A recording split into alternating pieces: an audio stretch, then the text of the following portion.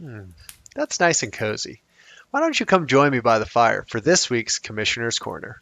First up, I just want to apologize for missing last week. Kelsey kept nagging me, "Oh, Sean, we got this important stuff to do." I don't know. I just want to say I'm sorry, and we're back for week 3.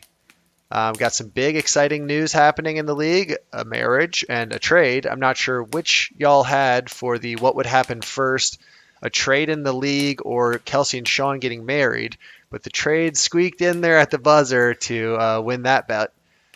As far as the standings go, we got 4 really good 3-0 undefeated teams, and then the rest of the league at 1-2 or less, with 6 of the teams being 1-2. So that's a tight race, and we'll see how that shakes out over the next couple weeks. Enough of the recap. Let's get into the play-by-play. Speaking of one of those really good undefeated teams, I was able to take down Tim this week. Herbert finally showed up. Devontae Adams took me home on Sunday night. Timbo made the interesting choice to go with Justin Fields over Tannehill, and the difference in their points, well, that's the difference in a win and a loss, so appreciate you. Next up, we have the closest matchup of the week with Skip squeaking by Chase to remain unbeaten. Chase had a few players do well, but too many duds to overcome Cooper Kupp, who drafted in the 3rd round and being wide receiver 1 is looking like the potential steal of the draft at this point in the season. Next up, Ryan benefited from the week after playing Sean boost to take down Crikey.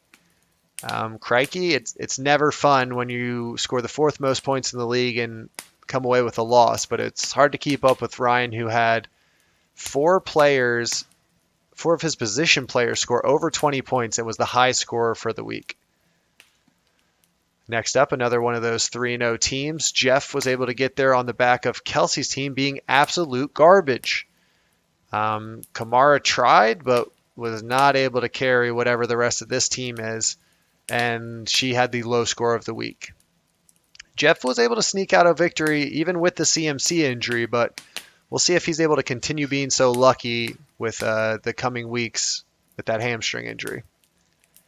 Now on to the biggest surprise of the season so far. Paul starting out 3-0. Truly no one saw that one coming.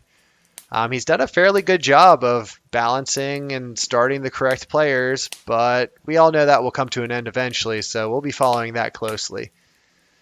Brian scored in the top 6 this week, but once again came away with a loss to take him to 0-3. The one thing he did win is best logo in the league. I mean, that's pretty solid. Last up, we have the stomp of the week. Zach, fresh off that groundbreaking trade, plugged Henry Ruggs directly into this non-existent receiving core. Who is KJ Osborne? However, the rest of his team was able to pick up the slack and take him to victory. Brittany had some good showing out of her running backs, but is looking for some answers in her wide receiver core as well. With all these teams at 1-2, there's a lot of potential for movement in the coming weeks. And to stay up to date with the latest news, make sure you tune into next week's Commissioner's Corner.